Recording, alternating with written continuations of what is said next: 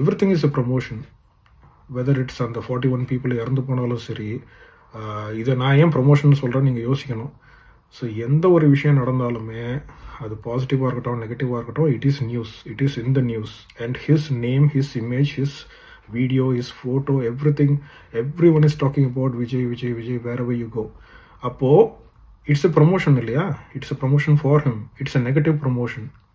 So everything, whether it's negative or positive, it is still a promotion. It is still, it's going to work in your favor.